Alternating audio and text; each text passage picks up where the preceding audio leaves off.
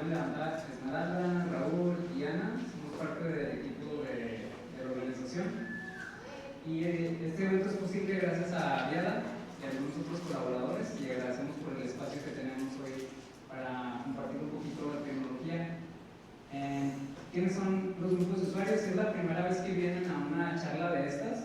Son charlas que están patrocinadas directamente por Amazon, especialmente por AWS. Y AWS pues, son los servicios web que ofrece Amazon, servicios en la nube. Y nosotros pues, somos usuarios. Bueno, ahora sí puedo decir que sí hay alguien que trabaja en AWS.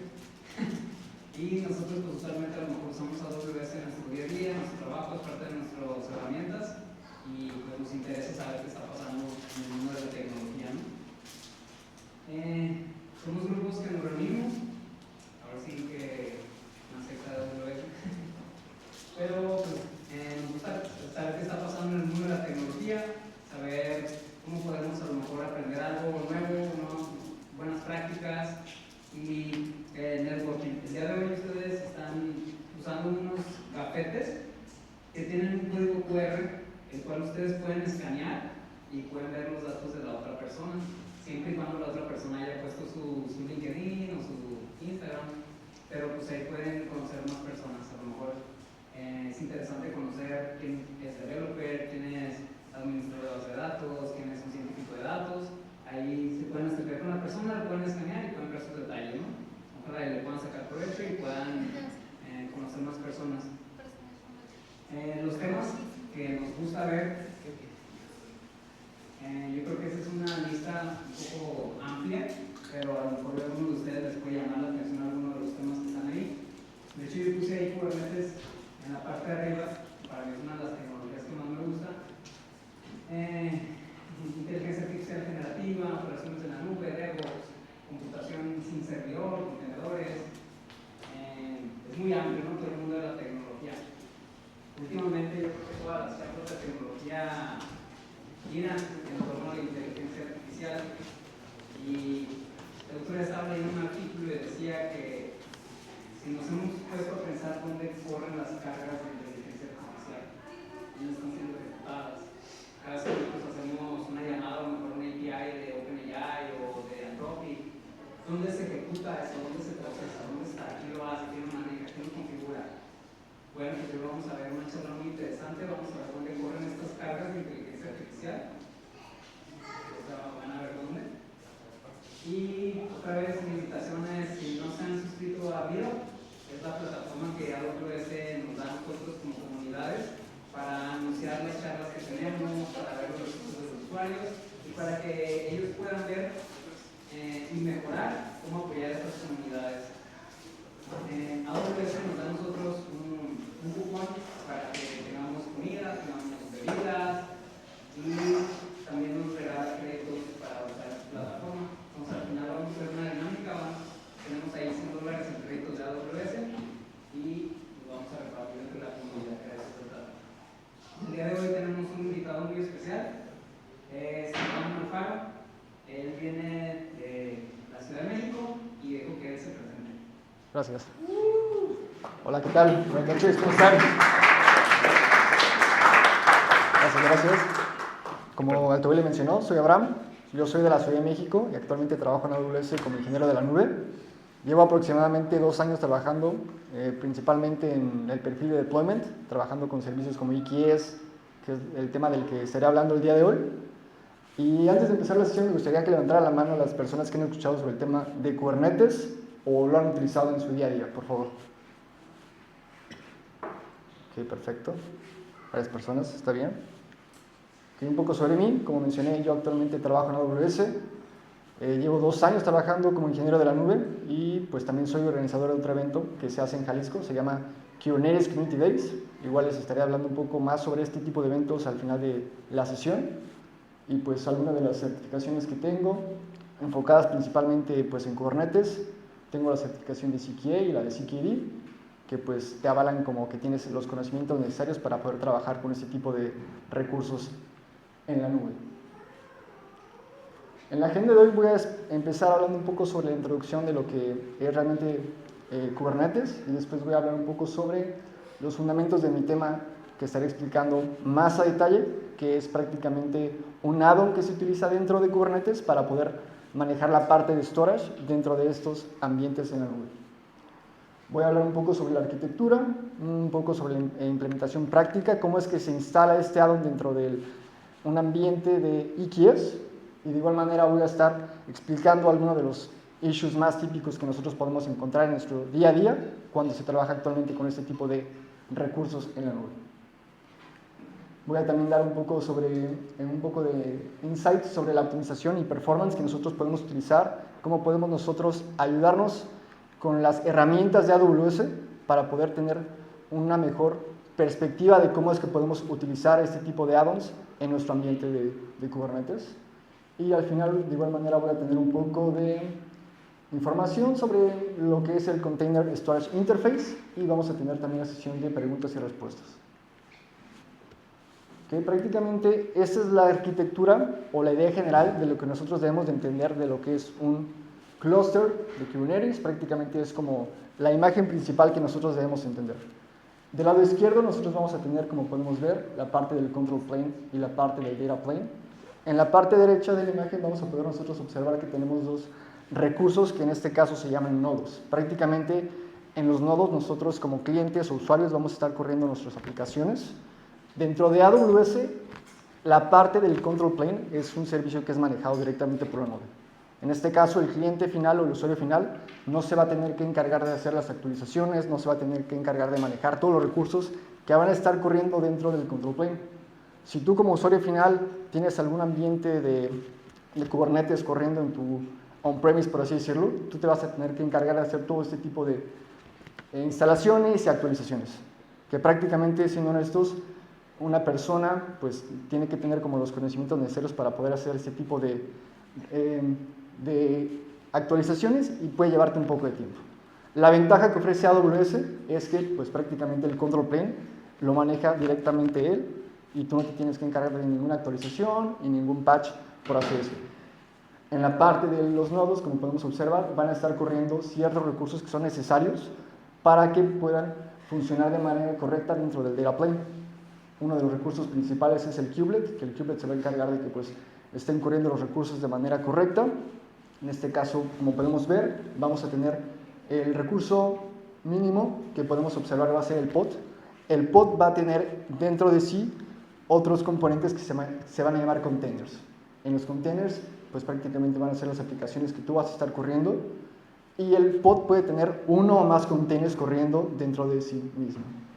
De igual manera vamos a tener la parte del proxy y como podemos ver igual del lado izquierdo vamos a tener la parte del etcd, que es únicamente la parte de la base de datos dentro de nuestro ambiente de un cluster de Kubernetes. La parte del Kube API Server, que es prácticamente un HTTP, lo podemos ver de esta manera, es únicamente el recurso, por así decirlo, principal, que se va a encargar de hacer la comunicación directamente con el kubelet, como podemos observar en el slide. Un momento. Aquí, este es el kubelet, que se va a estar comunicando directamente con el Kube API Server.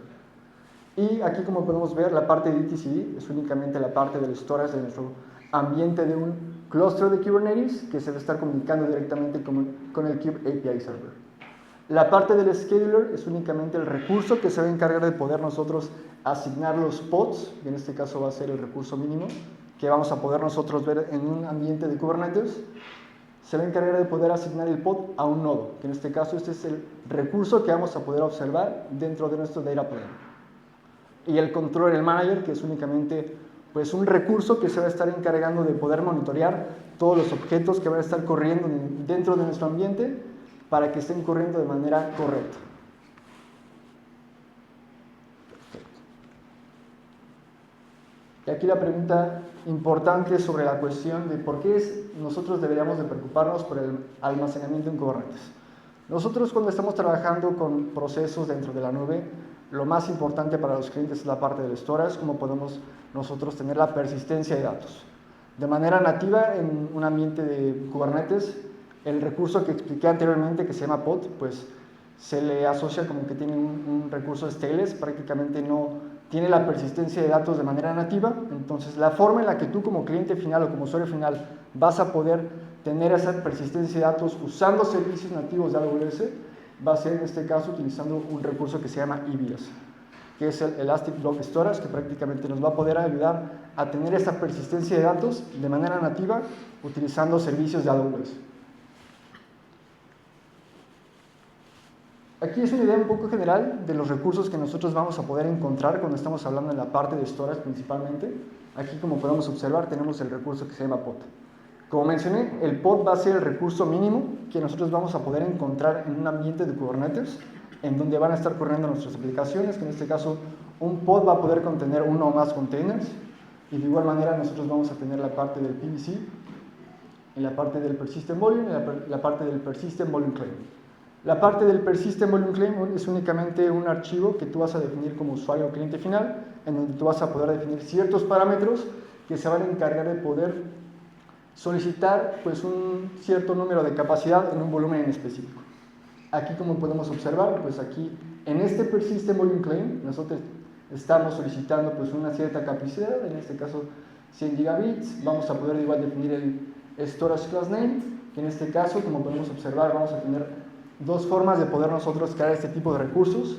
En la parte del Persistent Volume, si lo vamos a definir de manera estática, vamos a utilizar este recurso que se llama Persistent Volume, y en dado caso de que nosotros queramos crear estos recursos de manera dinámica, vamos a estar utilizando un recurso que se llama Storage Class.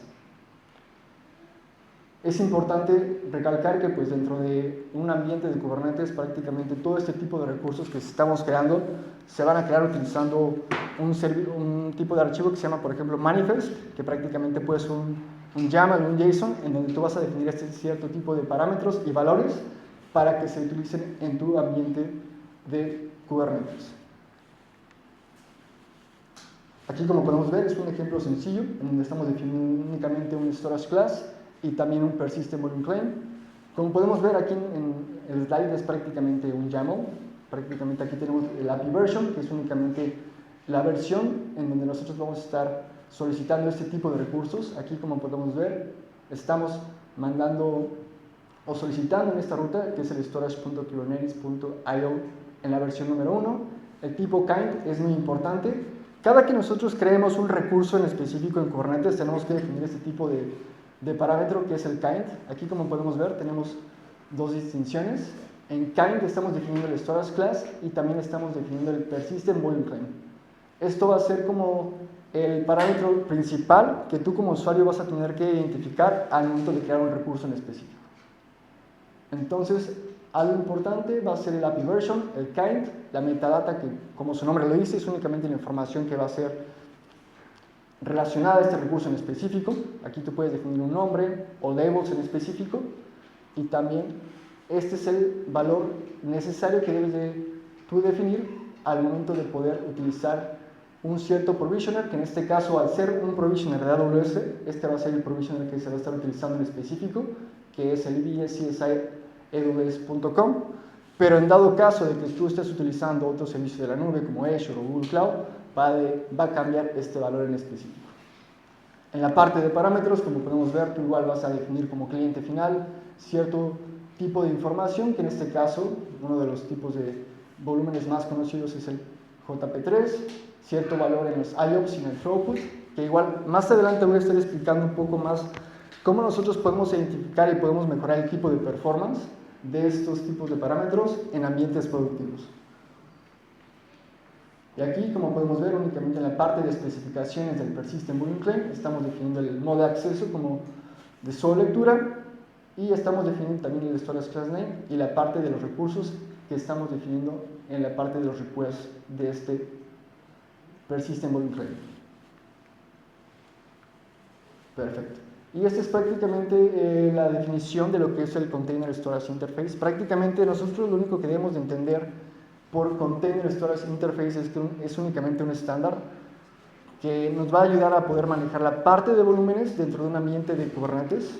Entonces, al ser un estándar, tú lo puedes utilizar no solamente en AWS, tú lo puedes utilizar en cualquier cloud provider como lo puede ser Azure o Google Cloud.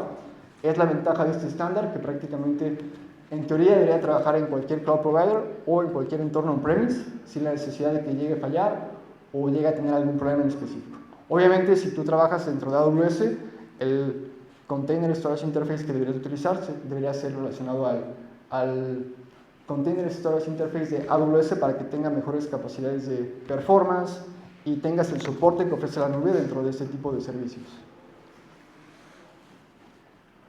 Y al hablar relacionadamente al Container Storage Interface, va a haber dos recursos en específico. Yo expliqué al principio de la sesión varios recursos que van a estar corriendo dentro del ambiente de Kubernetes. Estos recursos se llaman pods, que prácticamente es el servicio, por así decirlo, más mínimo que tú vas a poder estar corriendo dentro del ambiente de Kubernetes para que puedas tú tener tus aplicaciones o tus containers corriendo. En este caso, a nosotros hablar dentro del Container Storage Interface, vamos a tener estos dos recursos. Uno de ellos es el Node Plugin y el otro recurso se llama Controller.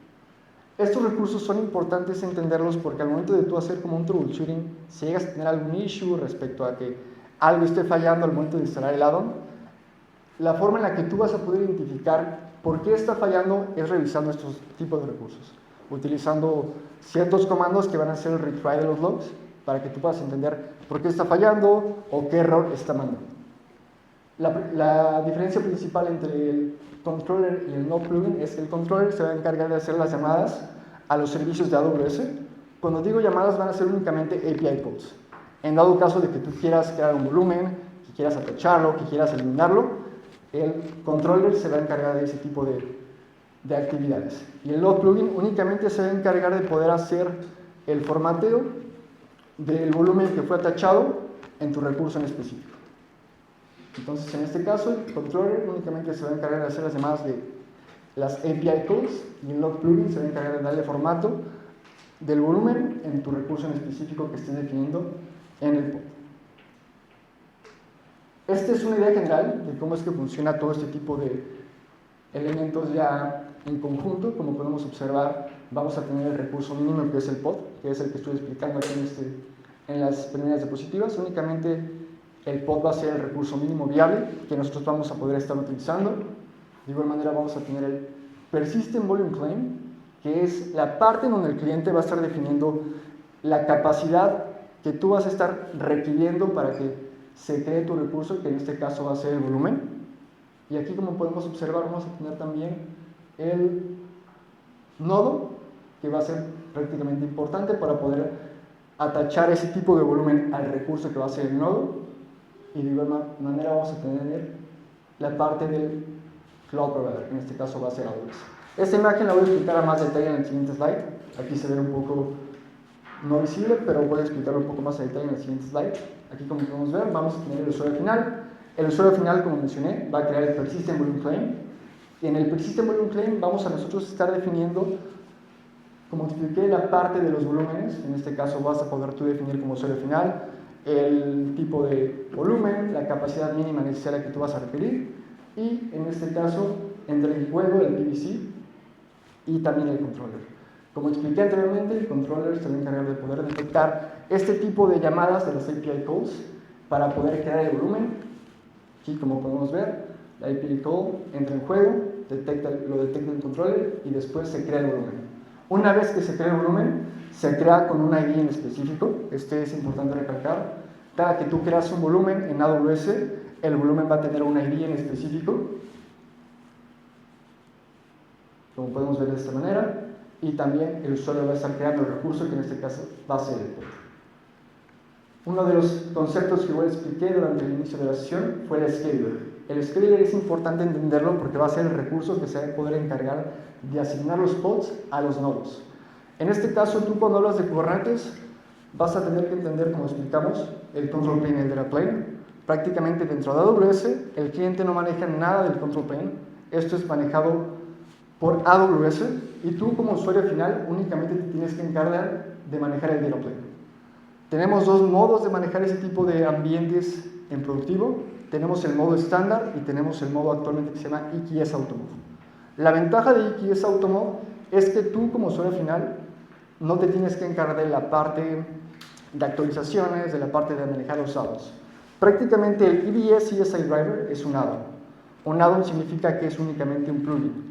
Dentro de Kubernetes, tú cuando trabajas en ambientes productivos vas a tener ciertos plugins que te van a dar ciertas capacidades que tú puedes utilizar en tu día a día. Una de ellas es la parte de storage. Vas a tener otros plugins que se pueden encargar de la parte de networking, que se llaman CNIs, se llaman Container Network Interfaces, que prácticamente, si tú como usuario final quieres tener una parte que se encarga de networking y también del monitoreo del tráfico de red, hay un Container Network Interface que se llama Cilium, que te va a poder ayudar a ese tipo de capacidades. De la parte de AWS tenemos un CNI que se llama AWS CNI, AWS Container Network Interface, que pues por obvias razones tiene mejores capacidades dentro de la nube, pero tú como usuario final también debes entender que puede que un Container Network Interface como Cilium o como Calico te dé mejores capacidades. En este caso, como podemos ver, este add-on del que estoy hablando actualmente pues es la parte de storage, y es de lo que se encarga únicamente de la persistencia de datos dentro de un ambiente de Kubernetes en AWS. Una vez que tenemos la parte del scheduling, en donde podemos observar que se asigna el nodo, después el controller va a juntar toda esta información al pod y de esta manera igual va a estar relacionado con el nodo. Y como mencioné anteriormente, pues el pod únicamente se va a poder encargar de la parte del montaje del volumen utilizando el nodo plugin, en donde pues únicamente se va a definir pues el cierto tipo de parámetro que tú definiste en tu persistent volume claim. Y bueno, algunos de los prerequisitos que son necesarios al momento de utilizar este add-on o este Container Storage Interface es que tú estés utilizando una versión de Kubernetes que sea superior a la versión 1.23. Cuando tú trabajas en ambientes de Kubernetes hay varias versiones, se llaman releases que tú vas a estar utilizando en tu día a día. Actualmente estamos en la versión soportada de AWS, la versión 1.34.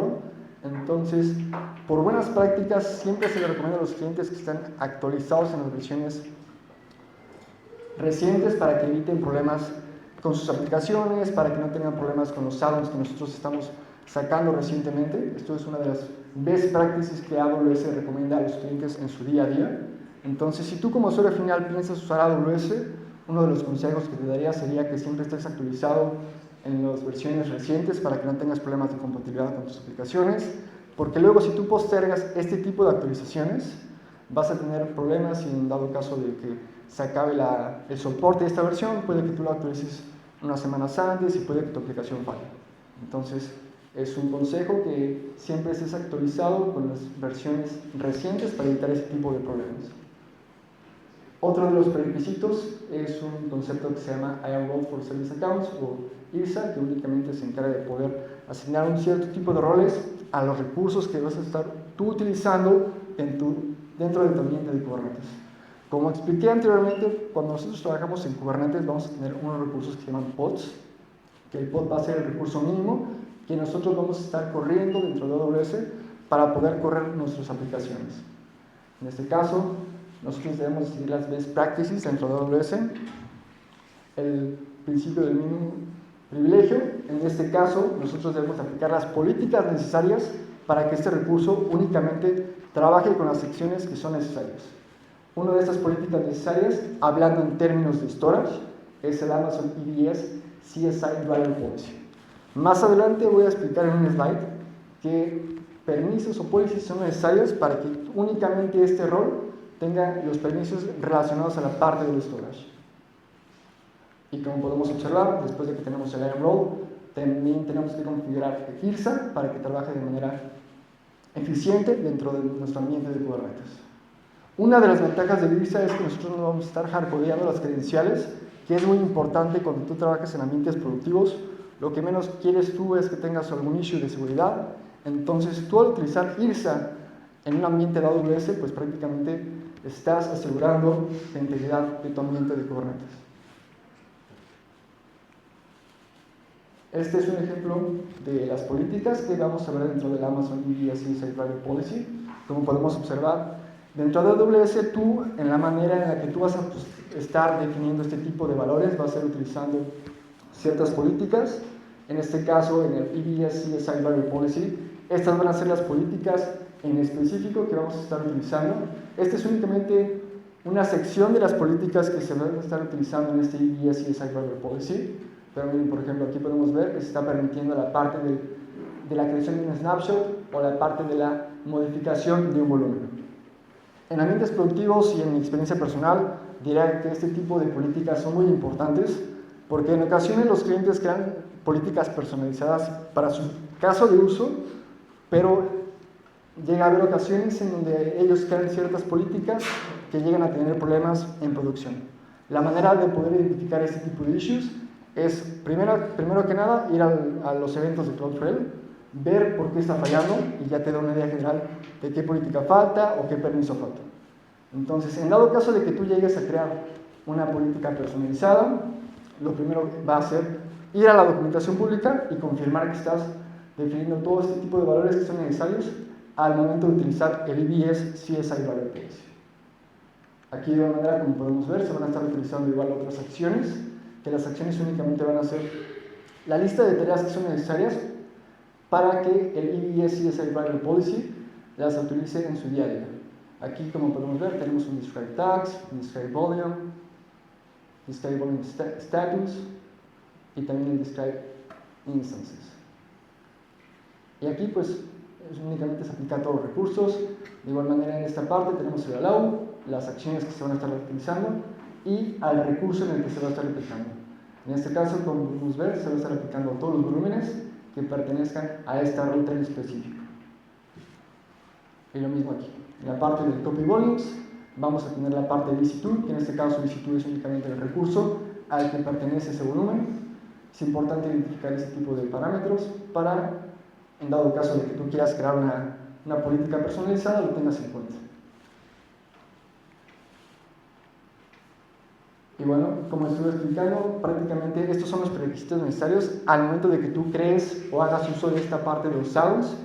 Y ya al momento de hacer la instalación, tenemos varias formas en las que tú puedes instalar este tipo de recursos en tu ambiente de Kubernetes, uno de los cuales es la manera más sencilla, por así decirlo, es utilizando la línea de comandos, utilizando la parte del AWS EKS Create Add-on, que prácticamente como prerequisito, como estuvimos explicando anteriormente, únicamente vas a tener que crear el Service Account para poder utilizar ese tipo de roles en tu ambiente productivo.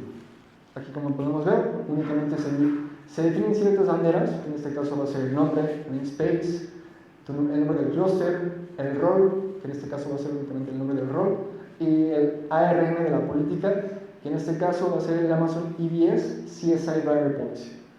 Algo importante, el namespace. Cuando tú trabajas en ambientes de Kubernetes, van a haber ciertos campos que tú vas a poder estar definiendo, que en este caso el namespace es únicamente como una abstracción de los recursos que van a estar trabajando en tu ambiente de Kubernetes.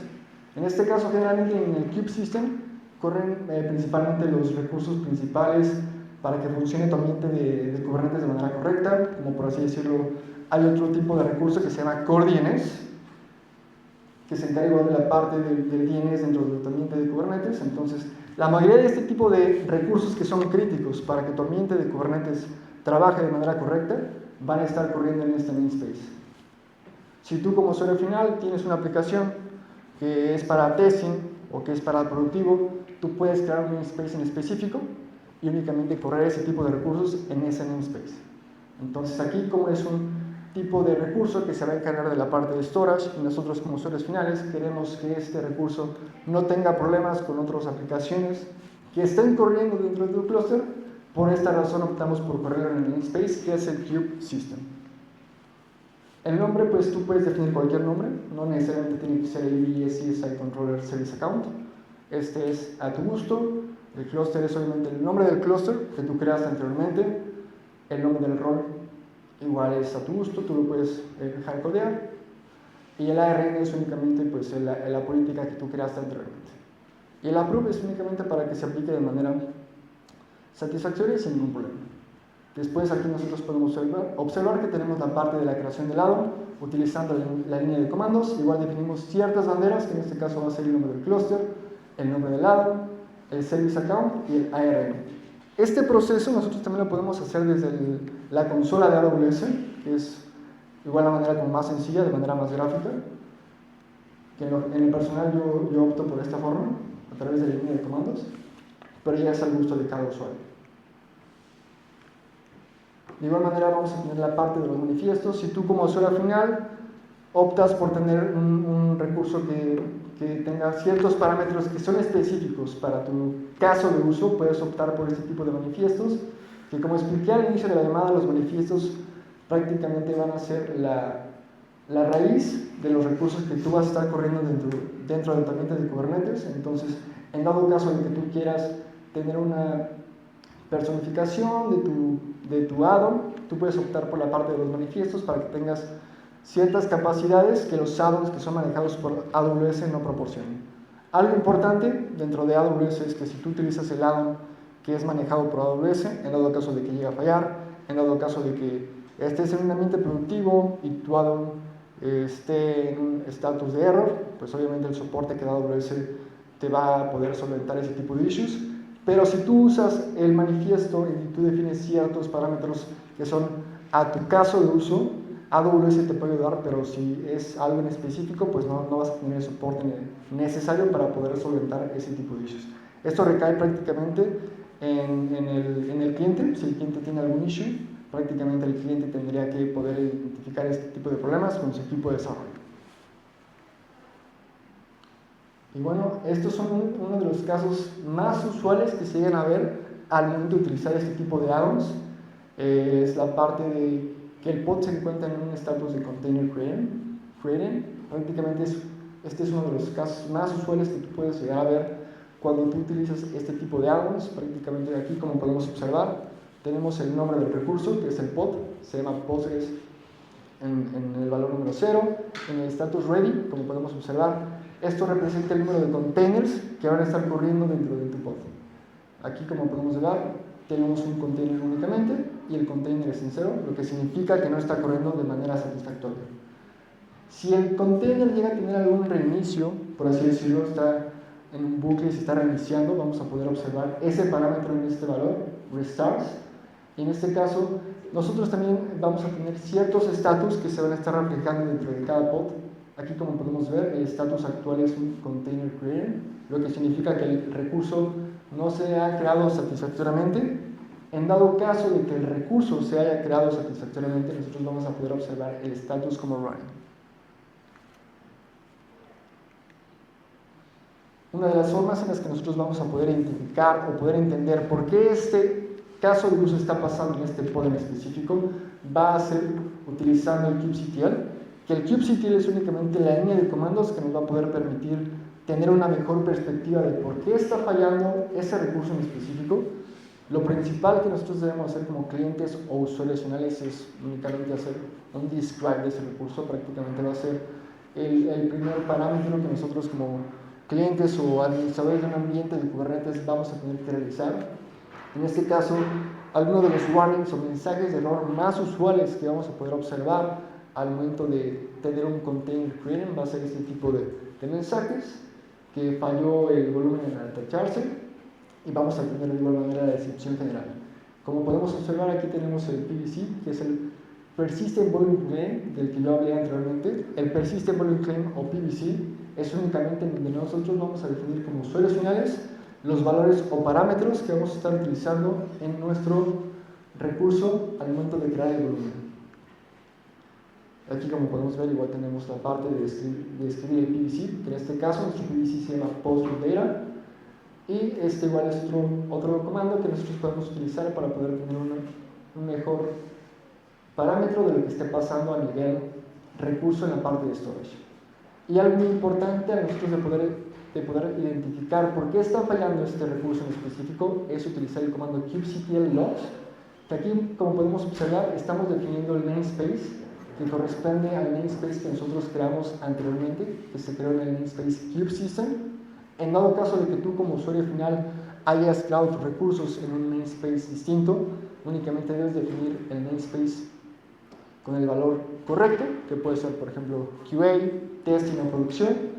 Y en este caso nosotros estamos observando otro recurso que se utiliza dentro de un ambiente de Kubernetes que se llama deployment, que la ventaja del deployment es que únicamente en dado caso de que tú llegues a tener ciertos recursos en específico, si se llega a morir, el deployment tiene otro recurso que se llama réplicas, que va a estar encargándose de que este recurso reinicie sin ningún problema. Aquí, como podemos ver, el plugin se llama EBS CSI Controller, y aquí estamos especificando que únicamente nos brinde los logs del plugin que es el EBS CSI Controller, que como expliqué anteriormente, el controller se encarga de poder hacer las API calls, que en este caso puede ser un attach volume, un create volume o un detach volume, y haciendo énfasis en el container que es el EBS plugin. Y el tail es únicamente una bandera que se va a encargar de únicamente listar los eventos recientes. Cuando tú trabajas en ambientes productivos, generalmente si quieres tener una versión o una visión general de lo que está pasando en tu ambiente productivo, generalmente la versión más sencilla o fácil de poder identificar este tipo de errores es utilizar este tipo de banderas para que no observes todos los eventos recientes.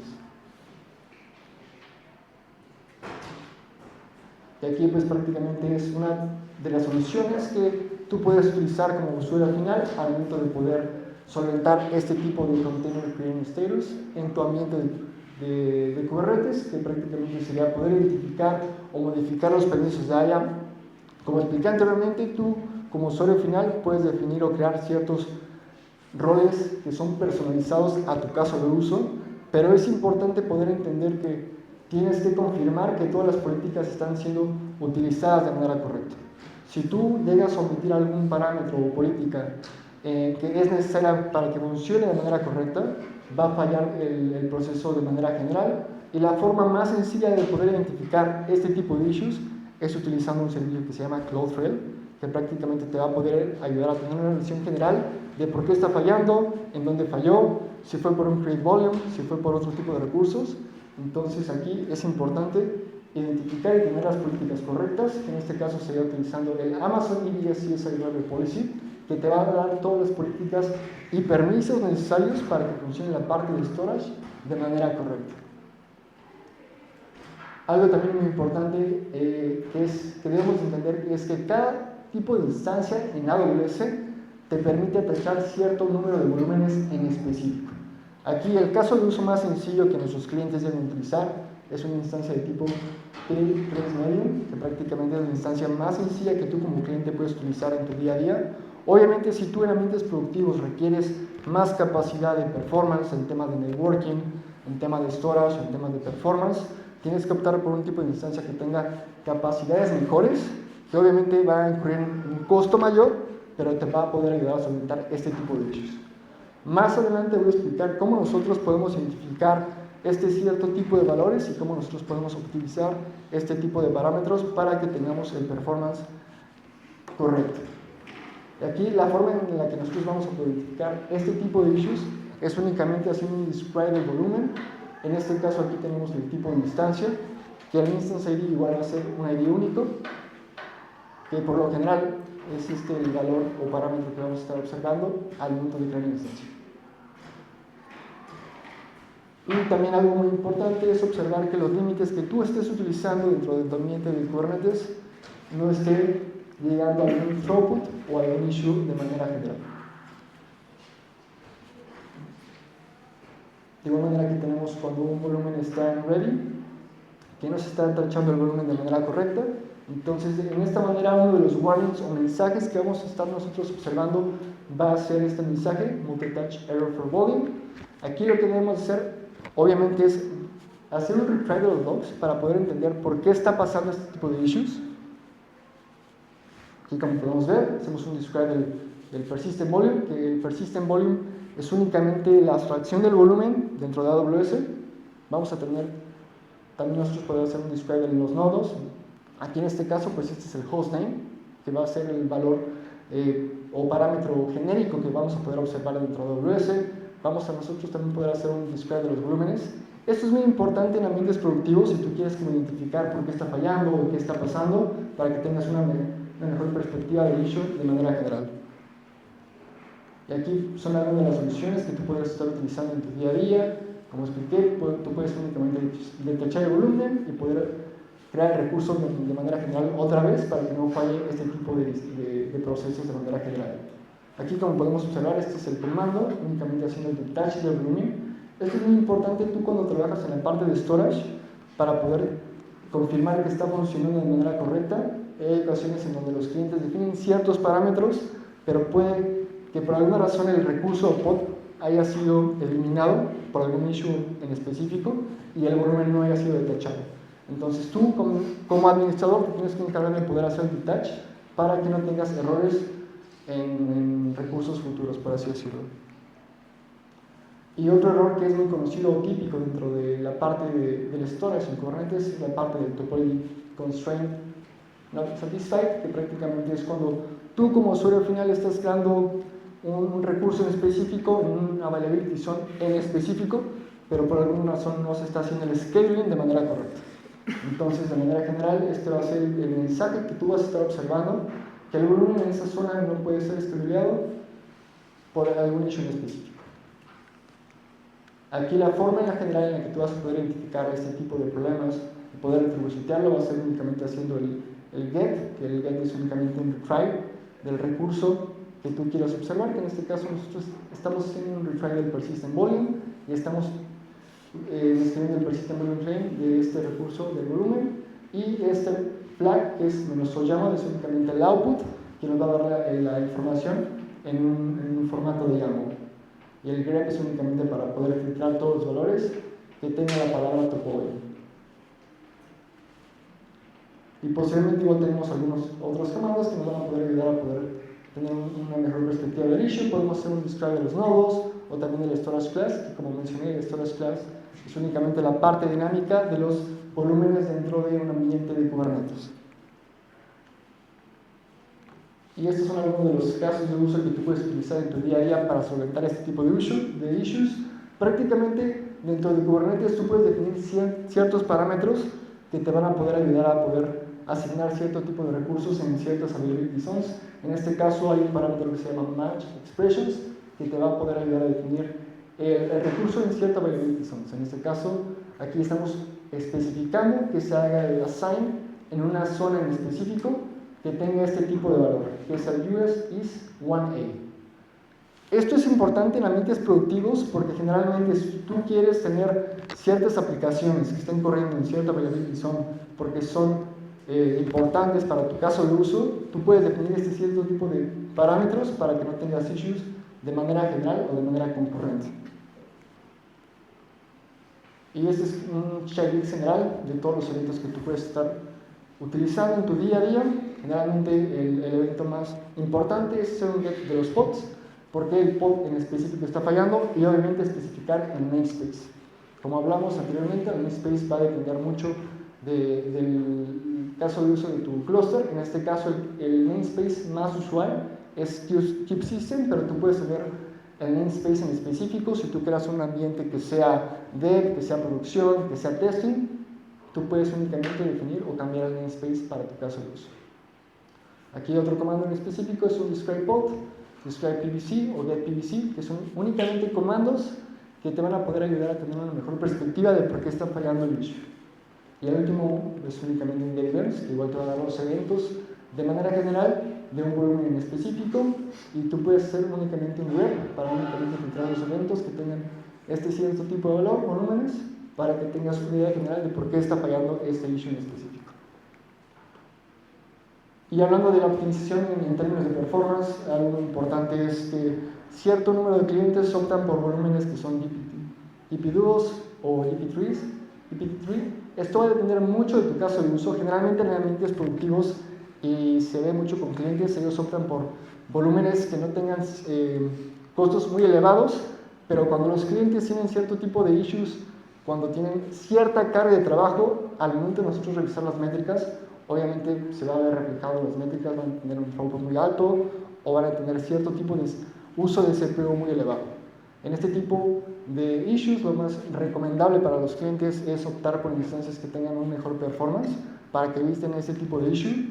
Entonces, por ejemplo, aquí como podemos observar, varios clientes optan por EP2 o EO1, pero pues obviamente en términos productivos, los más usuales o mejores para los clientes serían un GPT-3 o IO2. Esto va a depender mucho de tu caso de uso. Generalmente GPT-3 es para base de datos o este tipo de cuestiones, y IO2 es para cuestiones un poco más complejas, como aplicaciones SAP que tengan un tipo de recursos un poco más complejos dentro de la nube.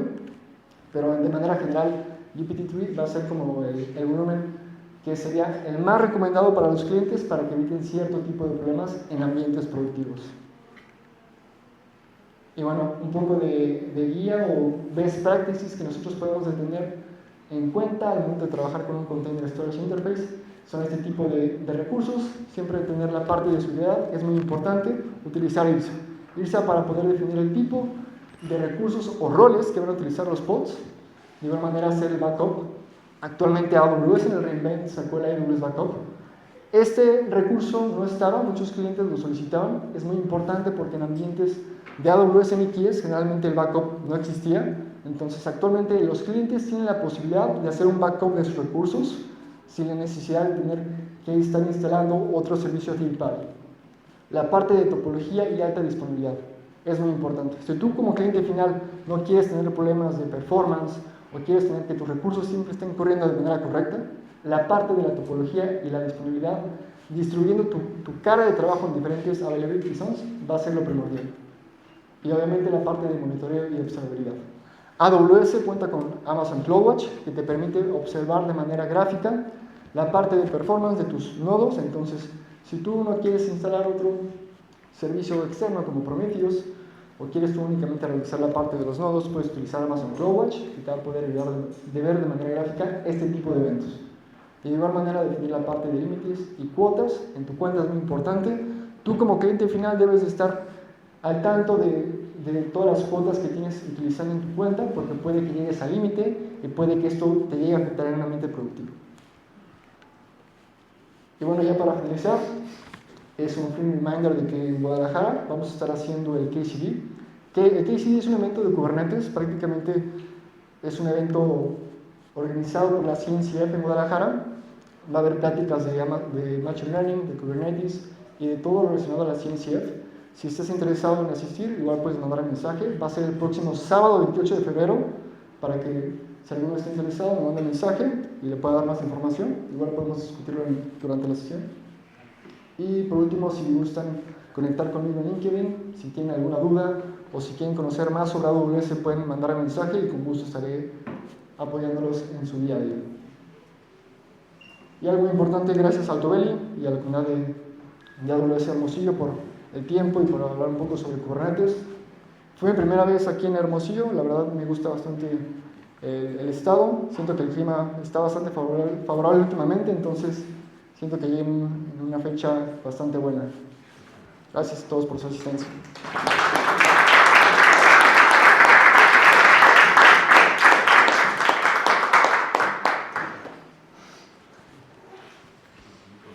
Gracias, Abraham. Sí. Preguntas, si tienen preguntas, es el momento. Hay que aprovechar que está aquí de visita. Si tienen alguna pregunta sobre el tema, alguna duda. Ok. Tengo una pregunta. En el Storage Class, vi que lo tienes con EBS, CSI. ¿Se puede hacer lo mismo con IFS también? Sí, IFS es prácticamente cuando tienes varios, cuando tú quieres tener como varios recursos en ciertos availability zones.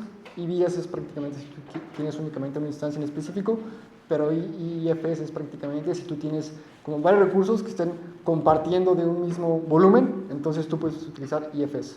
Generalmente también tenemos el FSX, que es prácticamente más utilizado en términos de Machine Learning, para que tengas una mejor optimización en la parte de recursos en los volúmenes. Pero IFS es más que nada utilizado cuando tienes volúmenes compartidos, por así decirlo. IBS es cuando tú únicamente quieres tener un solo volumen y la única diferencia es que IFS es para volúmenes compartidos. Gracias. ¿Alguna otra duda? Algo que no haya quedado claro, si alguno tiene una duda, igual siéntense libre de avisarme. A veces este tipo de conceptos son un poco tediosos al principio, pero ya una vez que los entiendes puedes igual indagar un poco más sobre esto en la CNCF. Algo muy importante es que la CNCF no únicamente se encarga de Kubernetes, es algo bastante bueno. Y como les mencioné, yo formo parte de la organización del KCD. El KCD es un evento de la CNCF que se encarga de dar este tipo de iniciativas, no solamente de Kubernetes. Hay más proyectos open source Uno de ellos es Cilium, uno de ellos es OpenTelemetry. Entonces, si alguno de ustedes está interesado en crear un capítulo o quiere indagar más sobre este tipo de iniciativas, están en la página web de la CNCF toda la información necesaria para que aporten o hagan comunidad en sus escuelas o universidades.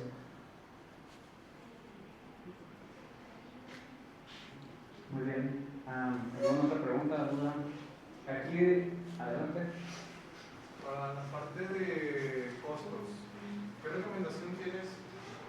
recomendación tienes para optimizar costos sin comprometer lo que es el rendimiento o el performance? Para la parte de costos hay un servicio que se llama Carpenter. Carpenter fue creado por AWS y actualmente fue donado también al proyecto de la CNCF. Carpenter te va a poder ayudar al escalado de nodos. Cuando yo estaba explicando la parte de Control Plane y Data Plane, prácticamente el cliente se va a poder encargar de manejar el Data Plane. Tú como usuario final lo que menos quieres es tener costos altos. Entonces Carpenter te va a poder ayudar a definir cierto tipo de clases y valores que tú como usuario final, en dado caso de que tengas, no sé, si tú ya identificaste en cierto rango de tiempo que tienes un pico de tráfico bastante elevado, tú puedes definir utilizando Carpenter cierto tipo de instancias y después poder hacer un escalamiento, un scale down, para que baje el número de nodos. Entonces, en este caso, Carpenter va a ser una de las opciones ideales para utilizar en AWS. Tenemos otro tipo de servicios que se llama Cluster Autoscaler, pero Carpenter es más utilizado en ambientes productivos por empresas grandes. Entonces, en este caso, diría Carpenter sería la respuesta a la optimización, disminuyendo costos. ¿Otra pregunta? Ok. Platícanos más del evento. ¿Cuántos días va a durar? ¿Quiénes van a hablar? Ok, el evento va a ser únicamente un día. El año pasado igual se hizo únicamente un día. Prácticamente es de 8 de la mañana a 7 de la tarde. Son pláticas de Machine Learning, Kubernetes. Estamos haciendo también un evento más inclusivo, a ver exponentes que son internacionales y son Cube Astronauts. Cube Astronaut es un título que se le asocia a personas que tienen las 5 certificaciones de Kubernetes, que es CKA, CKD, KCNA, KCSA y la CKS, que prácticamente una persona que tiene este tipo de certificaciones se le asocia o se le da el título de Cube Astronaut. El año pasado tuvimos la oportunidad de tener 2 Cube Astronauts que son de la TAM, entonces este año va a ser un evento bastante bueno. Vamos a tener speakers internacionales, vamos a tener buenas pláticas de Machine Learning, de IA. Entonces, para los que estén interesados, igual la siguiente semana vamos a estar dando un curso en la Universidad de Colima sobre Kubernetes para los estudiantes. Entonces, si alguno de ustedes está en la escuela y quiere dar a conocer más este tipo de tecnologías de Kubernetes, igual manden un mensaje y podemos asignar o dar una sesión en línea para que igual estén interesados en ese tipo de iniciativas y se dé más a conocer este tipo de capítulos en México. ¿Alguna otra pregunta?